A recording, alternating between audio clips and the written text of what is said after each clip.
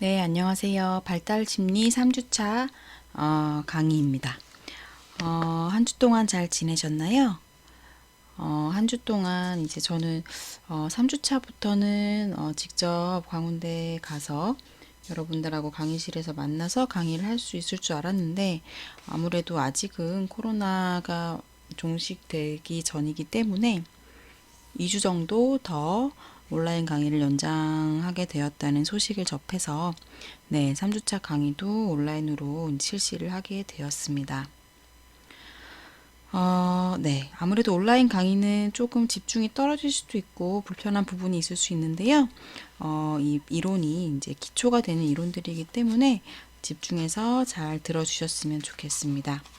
그러면 3주차 강의를 시작하겠습니다. 오늘은 저번 시간에 인간 발달의 이론 1주차를 했고 오늘이 2주차예요. 그래서 인간 발달에 대한 이제 이론이 되게 많이 지금까지 만들어져 발전해 왔는데 그거를 1주차, 2주차로 나눠서 강의를 진행하는 거고요.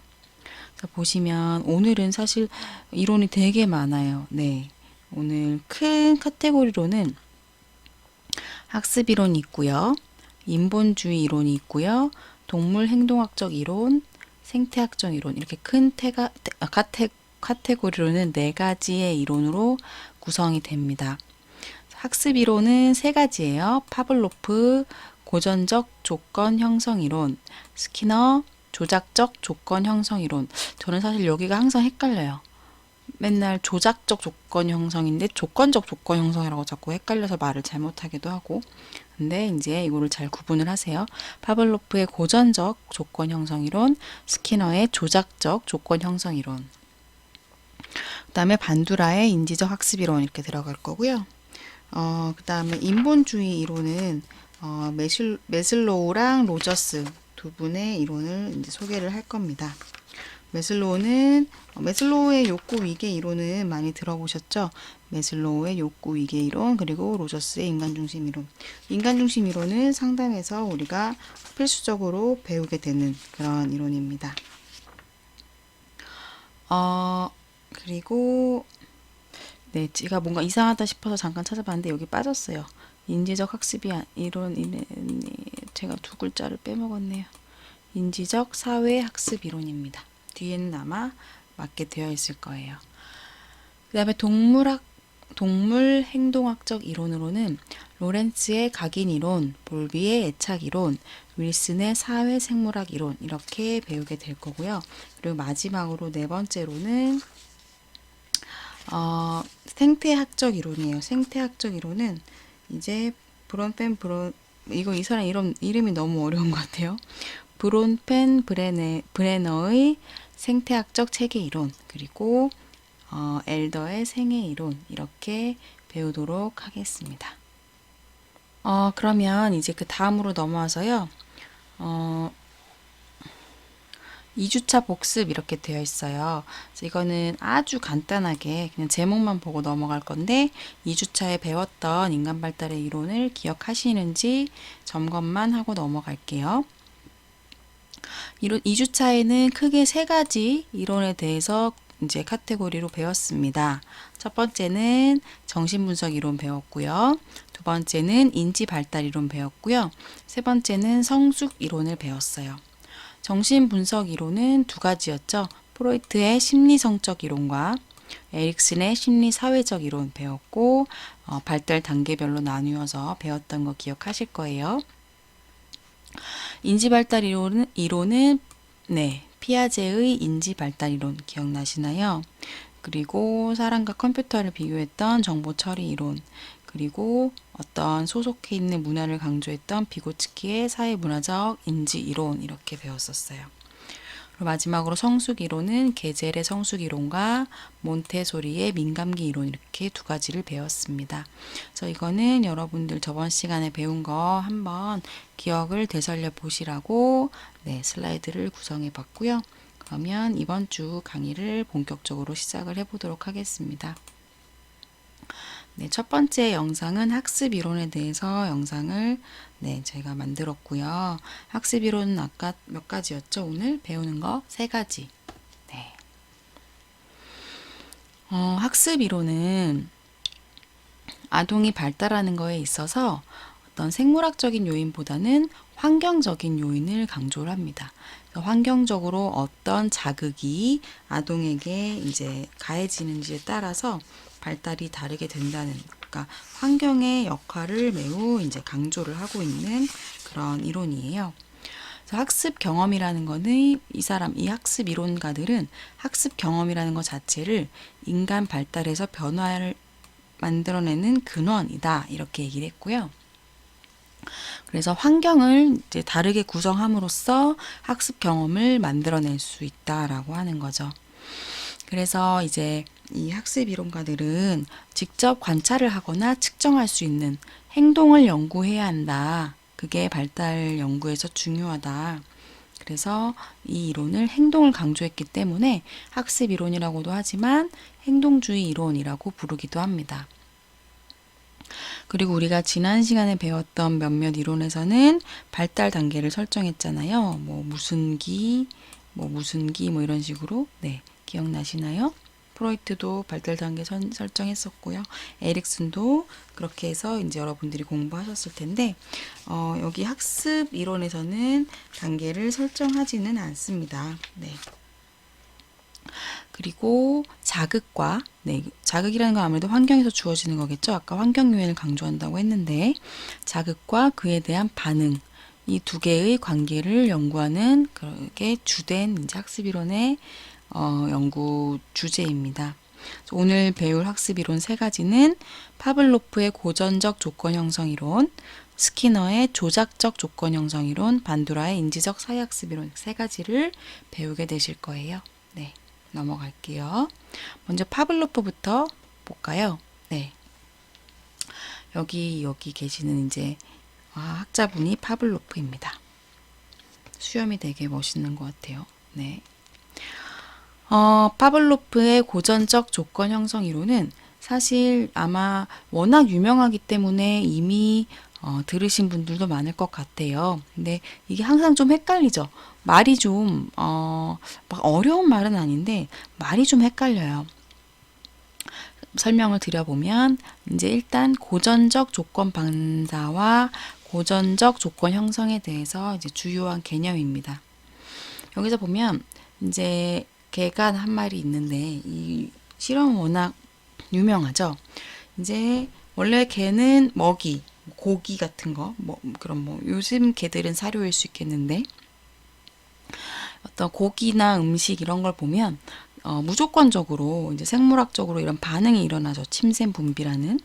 그래서 이거는 당연히 어떤 조건화가 됐다고 보기에는 너무나 무조건적으로 반응이 일어나는 거예요. 그래서 먹이는 여기서 무조건 반응을 하니까 무조건 반응하게 하는 무조건 자극이라고 하고요. 침샘 분비하는 거는 무조건적인 반응이라고 합니다. 네. 그래서 음식에 이렇게 반응을 하는데 얘가 어떤 조건화가 형성되지 않은 그냥 원래 상태에서는 종을 딸랑딸랑 울린다고 해서 얘가 침을 흘리진 않아요. 당연히 침샘 분비가 없습니다. 여러분, 우리가 예를 들면 자기가 본인이 좋아하는 음식을 막 떠올리면 침샘이 분비될 수 있지만 누군가가 종을 딸랑딸랑 울렸을 때 우리가 침샘 분비가 나온다면 되게 당황스럽겠죠. 그래서 종소리는 중립적인 자극이고 당연히 반응이 없죠. 네. 근데 이제 조건화를 시키는 거예요. 조건화. 그러니까 짝을 지어주는 거예요. 어떻게 짝을 지어요? 먹이를 줄 때마다 종을 울리는 거예요. 그럼 얘네 둘이 이제 조건이 돼버렸어요. 그러면 얘는 이렇게 두 가지가 왔을 때 당연히 먹이 때문에 일단 무조건적 반응을 하게 됩니다. 침샘이 분비를 하죠. 근데 이렇게 해서 조건이 형성이 돼버리면 어떻게 됩니까? 이제는 무조건 자극 말고 원래는 중립적 자극이었던 종소리가 조건적인 자극으로 바뀌게 되는 거죠. 그랬을 때 종만 울려도 먹이를 준다고 얘가 잘못 인식을 하고 반응이 나타나는 거죠. 침샘 반응. 그래서 이런 조건 자극에 의해서 나타나는 침샘 분비를 조건적 반응 이렇게 얘기를 해요. 사실 내용은 쉬운 거예요. 개한테 이제 사료나 고기나 먹을 걸 줬을 때 당연히 침샘 분비가 있는데 몇 번 종을 울리면서 줬더니 얘가 언제부턴가는 종소리만 들어도 침을 흘리더라. 이렇게 간단한 건데 이걸 이렇게 용어로 막 얘기를 하니까 좀 복잡하죠. 이걸 잘 기억을 해주세요. 이 강아지 실험을. 그래서 결국은 종만 울려도 침을 흘리게 된다. 이게 결국은 결과예요. 그래서 여기서 무조건 자극은 음식이고요. 그러니까 여기에서 이 상황에서 말하는 거지 다른 때는 이제 이게 다른 단어로 바뀌겠죠. 이때 무조건 반응은 타액 분비고 여기서의 조건 자극은 종소리인 거고요. 여기서의 조건 반사는 학습된 타액 분비 이렇게 정리를 하시면 될 것 같아요. 그래서 이거는 이제 파블로프 이후에 왓슨의 실험에서도 나타났어요. 여기 어린 아이가 지금 안타깝게도 울고 있는 장면이 있는데 보시면 리틀 엘버트라는 실험이에요. 이 어린 아이가 엘버트라는 어린 아이인데요. 생후 9개월 된 아이에게 흰지를 주고 이제 처음에는 얘가 흰지를 만질 수도 있고 이렇게 이걸 겁먹지 않았는데 아이가 흰지를 만지려고 할 때마다 실험자가 큰 소음을 발생시켜서 놀래킨 거예요. 그럼 어떻게 되겠어요? 원래는 흰 쥐는 이 어린 아이에게는 그렇게 무서운 자극이 아니었는데 이 큰 소음을 주면서 아이가 큰 소음과 흰지를 이제 연합해서 조건화가 일어나게 되겠죠. 그러면 흰지와 소음이 연합되고 그래서 아이는 소음이 없이 원래는 무서워하지 않았던 흰쥐만 보고도 두려워하는 반응을 보인다고 합니다. 근데 여기 사진에 보면 토끼만 보고도 얘가 울잖아요. 그게 처음에는 이제 흰쥐만 보고도 울던 아이가 비슷하게 털을 가진 동물을 보면은 이렇게 놀라면서 울고 이런 모습을 보이게 됐다고 합니다. 그래서 이게 되게 좀 어떻게 보면 안타까운 실험일 수도 있을 것 같아요. 네, 그러면 다음으로 넘어갈게요. 그래서 이제 앞에서 고전적 조건 형성에 대해서 배웠는데 고전적 조건 형성에 영향을 미치는 것들이 있다고 합니다. 크게 4가지예요. 강화, 소멸, 자극 일반화, 자극 변별화. 그래서 이제 각각 내용을 간단하게 살펴볼 건데요. 앞에서 이제 고전적 조건 형성이 일어나는 걸 보셨는데 여기서 이제 강화라는 거는 한 행동이 뒤따르는 자극 사건이 그 행동을 다시 일으킬 가능성을 증가시킨다는 거죠. 그래서 강화는 이 조건 형성이 더 강화되도록 한다는 거예요. 그러려면 뭐가 필요하겠어요? 뭔가 그 어떤 행동을 했을 때 자극되는 그 사건이 나에게 좀 긍정적인 영향을 미치면 아무래도 그 행동을 다시 일으킬 가능성이 늘어나겠죠. 예를 들면 뭐 어떤 거 버튼을 누르면 먹이가 나온다거나 이런 식으로 그런 걸 강화시킨다고 하죠. 강화. 소멸은 무조건 자극 없이 그러니까 음식 없이 음식은 주지 않고 계속 종만 치면 어떻게 되겠어요? 강아지들이 생각보다 똑똑합니다. 그래서 그 음식과 종소리가 연합이 됐었는데 어느 날부터는 계속 종소리만 나고 음식이 안 오는 거예요. 그러면 이 조건화된 이 연합은 소멸하겠죠. 그러면 조건 형성의 효과가 사라지게 됩니다. 그게 바로 소멸이고요. 자극 일반화는 이 앞에서 그 엘버트 실험 있었잖아요. 아이가 이렇게 울었던. 네. 그때 보면은 원래는 흰 쥐에만 이제 조건 형성이 된 거였는데 자극이 일반화된 거예요. 그래서 비슷하게 생긴 동물이나 털이 달려 있는 그런 뭐 옷이라던가 이런 것만 봐도 아이가 조건 반응을 일으키는 거예요. 유사한 조건 자극에. 그래서 우리 속담에 이런 말이 있죠. 자라보고 놀란 가슴 소뚜껑 보고 놀란다. 네. 그 다음에 자극 변별화는 자극 일반화랑은 좀 다른 건데요. 원래 이제 어두운 곳에 대해서 공포를 갖게 된 그렇게 이제 조건이 형성된 경우에 극장에 갔을 때는 안 무서워할 수도 있어요. 생각해보니까 저도 그런 것 같은 게, 저도 어두운 곳에 가면은 되게 좀 무서워하는 편인데, 극장에 가면 사실 뭔가 극장이라는 곳은 원래 어두운 곳이고, 여기는 믿을 만한 곳이다라는 그런 뭐 생각 때문인지 극장에서는 두려움이 잘 안 느껴지는 것 같아요. 네. 어, 그래서 자극 변별화라는 것은 자극 일반화랑은 다르다는 것을 좀 아시겠죠? 네, 그래서 이렇게 네 가지가 고전적 조건 형성과 관련된 요인들입니다. 넘어가도록 할게요.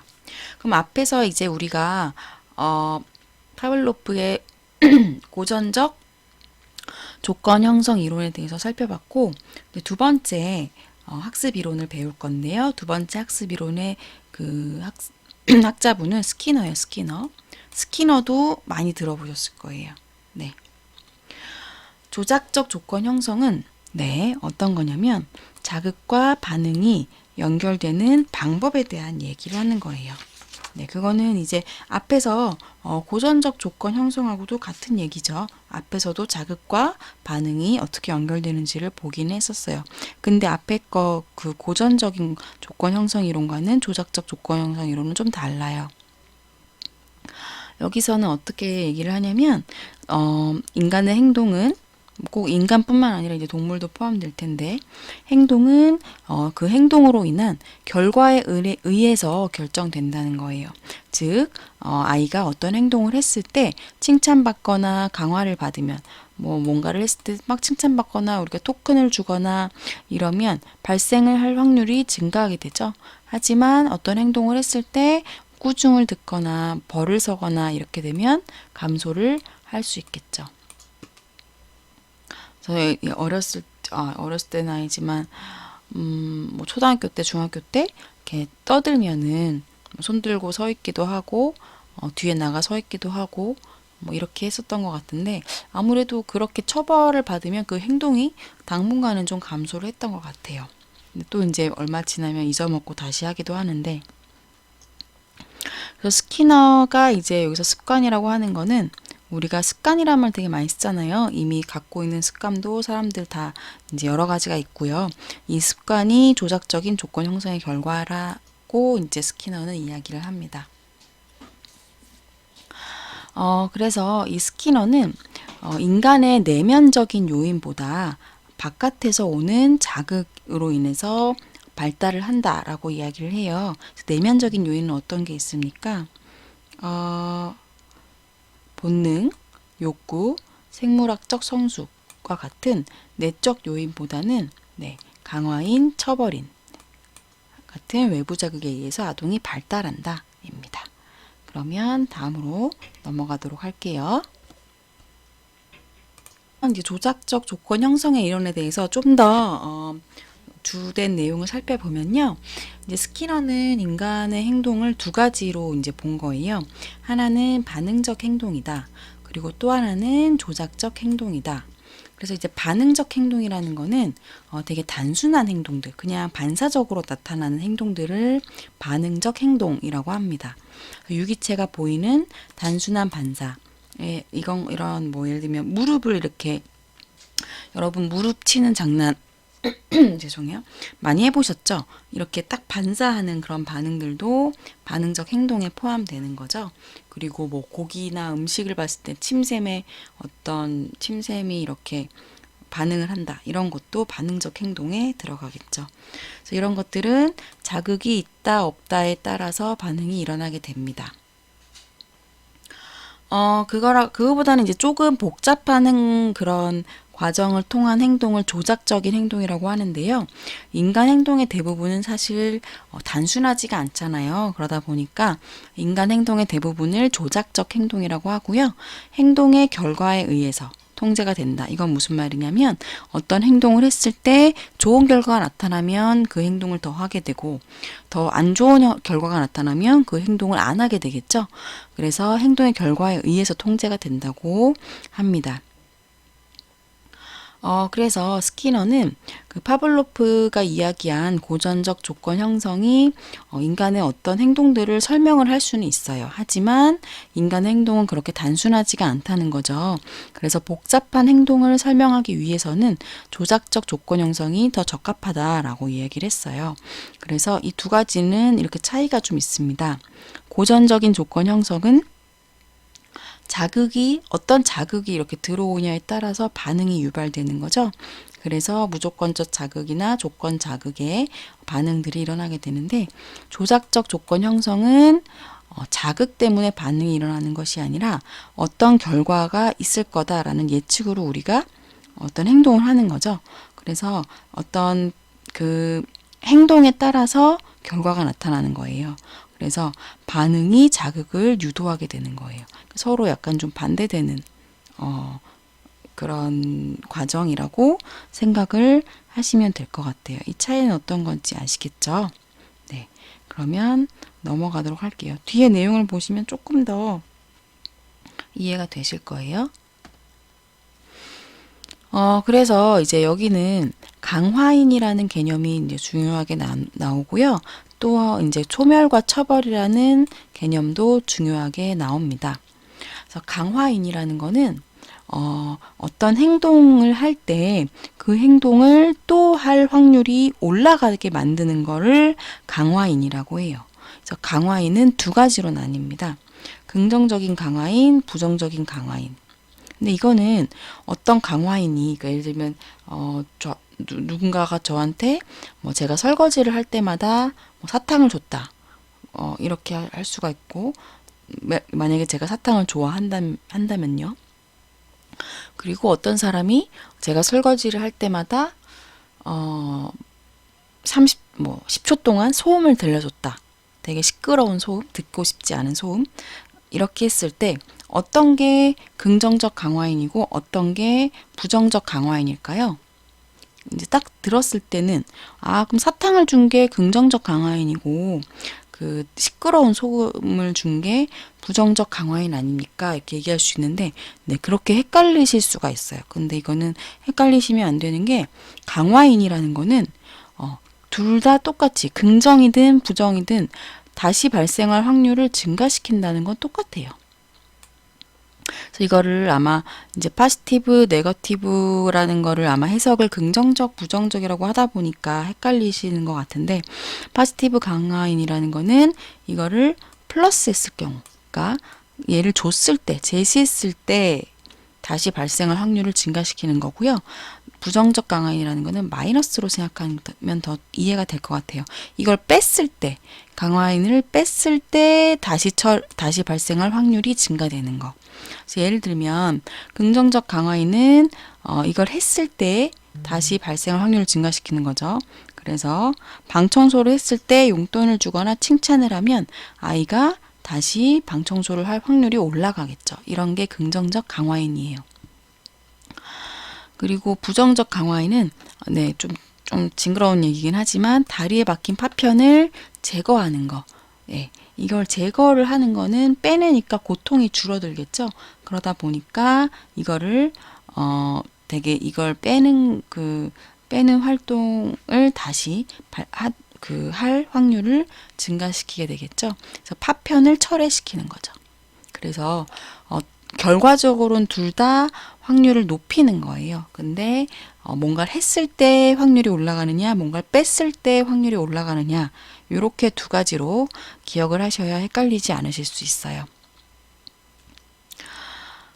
그리고 소멸과 처벌인데요. 소멸은 뭐냐면 조작적인 행동에 영향을 미쳐서 그 행동을 점차 줄여나가거나 아니면 아예 안 하게 되는 거. 즉, 더 이상 강화되지 않을 때 소멸이라고 얘기를 합니다. 그리고 처벌은 뭐냐면 혐오스럽거나 불쾌한 자극을 제시함으로써 반응이 감소하는 거예요.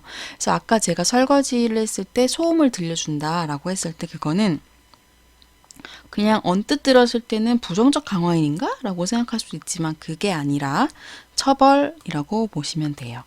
예를 들어서 주차를 그 주차 구역이 아닌 곳에 했을 때 안 걸리고 넘어가면은 뭐, 진짜 다행이다 하고 하는 경우도 있지만, 딱 주차 위반 딱지를 뗀 거예요. 그러면 이건 처벌이죠. 그래서 이거는 그냥 뭐 딱지만 떼면 모르겠지만, 딱지를 떼면 돈을 내야 돼요. 4만 원, 5만 원. 그래서 이거는 그 이후로는 그 주차 구역이 아닌 곳에 주차를 하는 행동을 줄이겠죠. 네. 그런 그 의도로 활용되는 게 처벌입니다.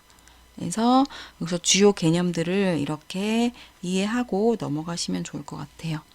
그러면 넘어가고요.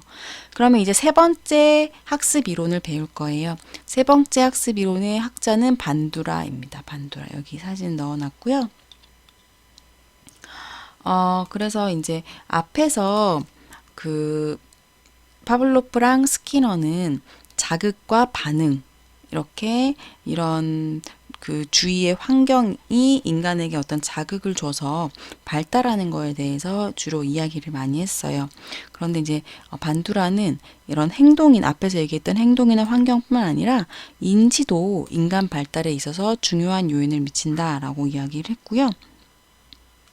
그리고 아동이 학습하거나 발달을 하는 데 있어서 주위의 사회적인 환경, 이것과 아동의 인지 능력, 요 두 가지가 중요하다라고 얘기를 했어요. 그래서 인지도 강조를 하고요. 사회적인 환경도 강조를 합니다. 두 가지를 다 강조한다는 걸 기억을 하시고요. 그래서 반두라는 앞에 우리가 배웠던 고전적 혹은 조작적 조건 형상보다는 아이들이 다른 사람을 관찰함으로써 학습하고 그래서 발달이 일어난다라고 얘기를 해요. 유아가 어머니의 양육 행동을, 그러니까 엄마가 자기한테 밥도 주고 뭐 기저귀도 갈아주고 옷도 입혀주고 이런 행동을 관찰한 후에 자기도 인형을 가지고 놀 때 그런 행동을 하게 된다는 거죠. 다른 사람의 행동을 그런 관찰하는 과정을 통해서 다른 사람들의 행동이나 생각, 감정을 습득을 하게 된다고 합니다. 그래서 여기서는 이제 관찰 학습이라는 게 주요한 이제 개념으로 나옵니다. 그래서 관찰 학습은 모방한다고도 하고 모델링 한다라고도 하지요. 그래서 관찰 학습은 크게 네 가지 개념으로 이제 구성이 돼요. 자, 기억을 잘 해주세요. 주의, 기억, 운동 재생, 동기 유발. 그래서 일단 관찰을 하려면 우리가 관찰하는 대상에게 집중을 해야 되죠. 그게 바로 주의를 기울이는 겁니다. 그리고 내가 관찰한 사건에 대해서 중요한 부분을 기억할 수 있어야 되고요. 그거를 회상할 수 있어야 돼요. 그래서 그 기억과 회상을 위해서는 보완하거나 이런 연습이 포함돼야 됩니다. 그래서 관찰학습의 두 번째 그 중요한 부분은 기억을 해야 된다는 거예요. 주의를 기울이고 기억을 해낸 다음에는 이제 뭘 하겠어요? 나도 해봐야지 운동 재생을 하게 되죠. 그래서 이거는 어떤 행동을 하기 위한 신체적인 수행 능력이 필요합니다. 그래서 너무 이렇게 어려가지고 어떤 신체적 수행 능력이 안 될 때 주의를 기울이고 기억은 할 수는 있지만 그거를 운동 재생으로 연결시키지 못할 수 있죠. 저희 아들도 7살 때 야구를 너무 좋아해서 야구를 배우러 이제 데리고 갔는데 형아들 하는 거 보고 너무 좋아하고 따라하고 싶었는데 운동 재생이 잘 안 되는 거예요. 그러다 보니까 스스로 좀 좌절도 하고 상처도 받고 그런 것 같아서 이제 그 뒤로는 안 데려갔고 좀 더 크면 다시 데려가야 될 것 같아요. 그 다음에 이제 동기가 유발돼야 됩니다. 왜냐면 주의를 기울이고 기억을 했는데 동기가 없으면 뭐하러 이걸 운동재생을 하겠어요. 그죠? 그래서 여기 동기를 유발하기 위해서는 직접적인 강화도 있고 대리적인 강화도 있어요. 직접 강화는 뭐예요? 내가 직접적으로 강화를 받는 거. 대리 강화는 옆에 친구를 보니까 저 활동을 하니까 칭찬을 받네. 그럼 나도 이 활동을 해볼까? 이게 대리 강화입니다. 그래서 반두라 이론에서 두 가지 이제 개념이 좀 더 나오는데 그거까지 한번 살펴볼게요. 반두라의 인지적 사회학습 이론에서는 상호 결정론을 이야기를 합니다. 상호 결정론이라는 건 뭐냐면 발달 과정이 개인과 환경이 상호적으로 서로 영향을 주고받는다는 거예요. 그래서 양방향으로 서로 영향을 주고받는다. 왜냐하면 앞에서 왓슨 스키너는 이제 일방적으로 외부 자극이 유기체에게 영향을 미친다라고 얘기를 했었잖아요.